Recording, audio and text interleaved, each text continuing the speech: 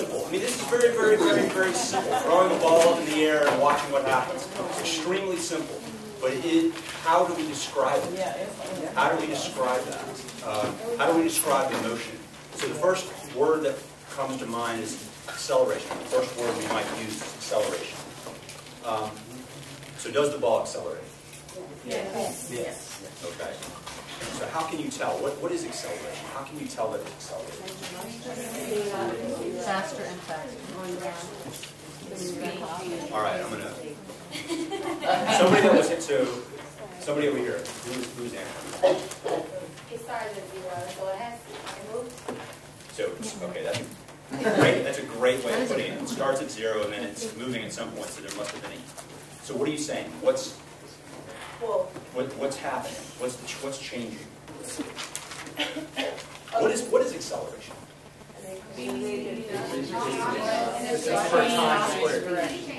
Change, you said change your speed or motion, direction. Increase or decrease. So let's talk about some of these terms. I've got this stuff up here. So speed, velocity, acceleration. Let's see if we can get through defining what those terms are precisely. So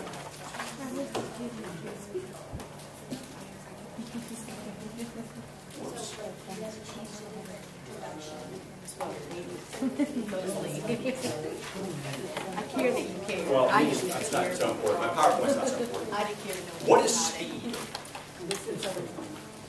Okay. Does everybody agree with that? Okay.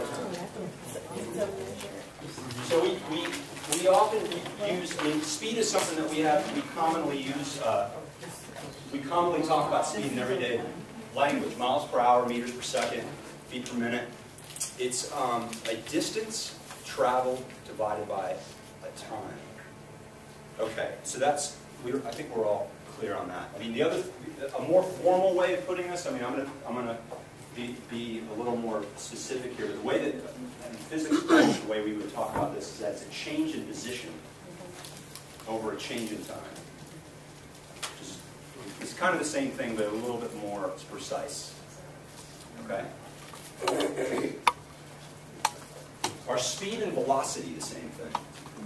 No. Okay. Why not? Speed considers direction. Wow, wait. You guys are way ahead of me. Can I say that again? 'Cause I No, it's great. It's perfectly fine if you don't know the difference. I was kind of expecting that this would be a difficult question. Yes, ma'am. I have no idea.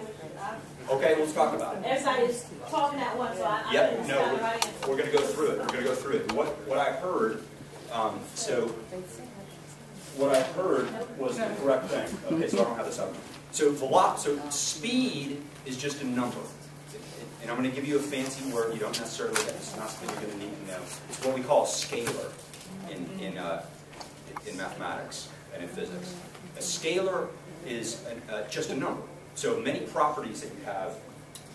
Oh, sorry. Okay. A scalar is many properties that we describe about objects are scalars, like their mass, density, volume, meaning they're just a number. Okay? But there are other properties that have this additional thing, which is direction. So it's a number and a direction. And there's many properties in physics that are what we call vectors, and you don't necessarily, that word scares you, you don't have to. But all it means is that that property has a number and a direction. Okay? So you have to talk about its number and magnitude. Okay, the number is a scalar. Another way of thinking about a scalar is it's only a magnitude. It's only a large or small number. The larger or smaller could be positive, could be negative in some cases. Okay? Whereas a vector is a magnitude and a direction. It's a number and a direction. Okay? So there's sort of an arrow associated with it. So speed is a scalar. Speed is just a magnitude. Velocity is a vector. Okay? The reason it's important to get this concept right is because Newton's second law, force equals mass times acceleration to direction, is actually a vector equation.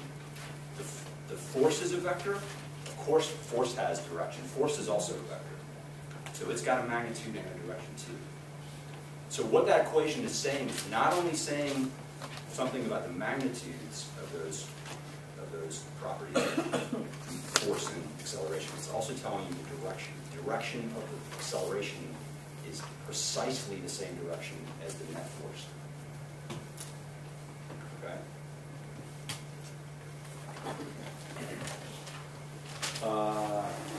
All right, so these two objects I have flowing across so this is just a quiz. These two objects have, do these two objects have the same speed? Yes. Yeah.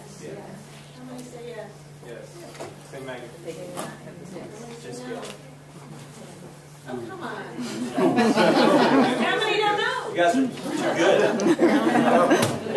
Okay, so in the end, it's just a power concept. So the second question is, do they have the same velocity? No. Okay, and why? Okay, right. So I've tried to make these two balls have the same speed, meaning that they're, if they were cars, their speedometers would have the same reading on them, but they don't have the same velocity because the directions. Okay, so that's all the differences between speed and velocity. I don't know why the top of this is cut off. Okay, so what is acceleration? So acceleration is a change in velocity. Okay, so what that's saying is it could be a change in speed. You know, a change in speed is an acceleration, but it's more complicated than that. It's also, it's actually formally a change in velocity. Okay, when there's a change in velocity, there is an acceleration. So what you're saying, the car going around the racetrack like a NASCAR is constantly accelerating? Yes. Is that, so the question is an object. As long as we're not on the straight part of the track. Let's say the circle track. That's right. Everybody hear that question? So in a circular track, so this is the question. So if you're moving in a circular motion, I'm going to use a phrase, uniform circular motion. So that's what actually one of your exercises is tonight. But let's just go ahead and talk about it. If you're moving at a constant speed in a circle, like an orbit, are you accelerating? No. Yes. There's a change in your velocity. You're changing velocity, you're changing direction. It's changing direction. Lots of different. So how many people think you are accelerating?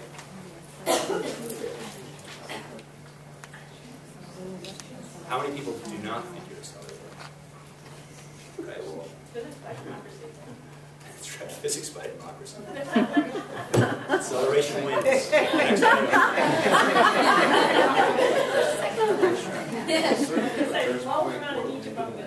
So the answer is yes, you're accelerating.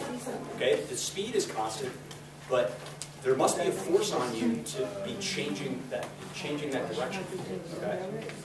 So this is not as simple. This is it's a little bit tricky concept that you've got constant speed, but you're actually accelerating. What direction are you accelerating in? Well, that's taking a left is exactly right. If you're moving in a circle, so we're getting ahead of ourselves here. It's great that we're having this conversation.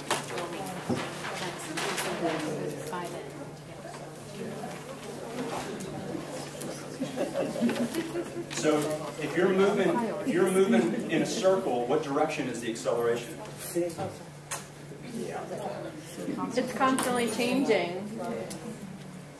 Well, it is constantly changing. That's actually correct. It is constantly changing. But there's, well, maybe we should, I'm going to leave this as a... Outward. Centrifugal force. I heard an answer this way. So we have an answer that we're being accelerated in. No, it's...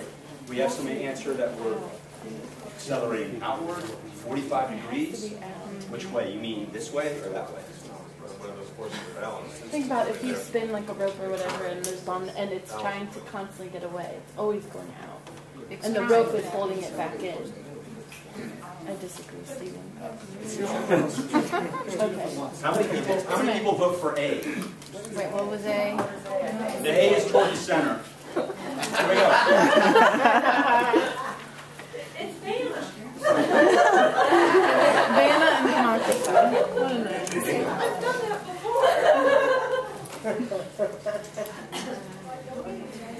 Well, that's why I'm holding on to some.